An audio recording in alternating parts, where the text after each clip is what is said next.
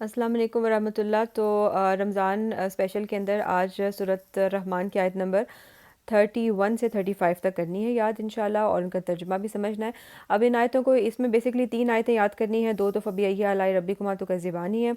تو جو اس کا آرڈر اس طرح سے یاد رکھنا ہے کہ ہم جلدی نمبر 1 ہم جلدی اپنے آپ کو فارغ کر لیں گے تم دونوں کے لیے۔ نمبر 2 انسان اور جن تم آسمان اور زمین میں کہیں بھی بھاگ کر نہیں جا سکتے اللہ سے۔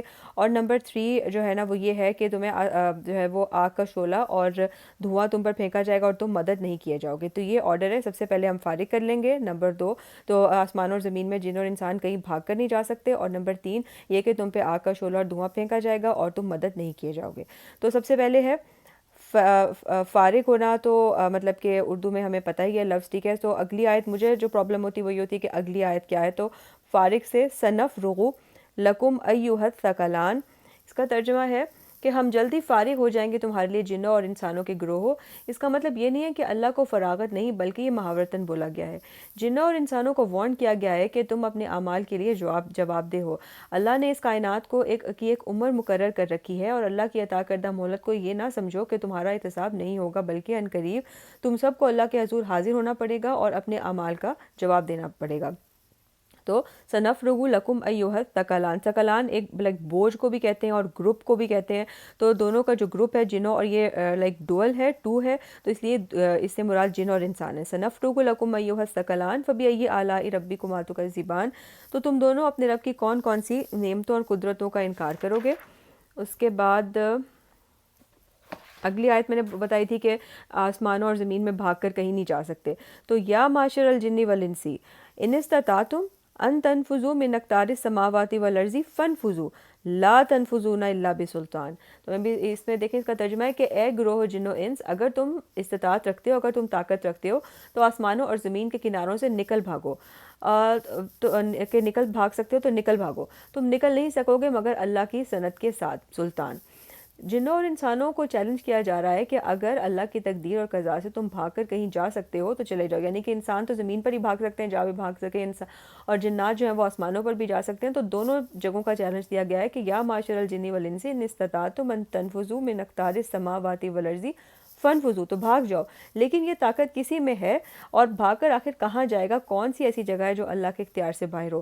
بعض نے کہا ہے کہ یہ میدان حشر میں کہیں میں کہا جائے گا، جبکہ فرشتوں نے ہر طرف سب کو گھیر رکھا ہوگا۔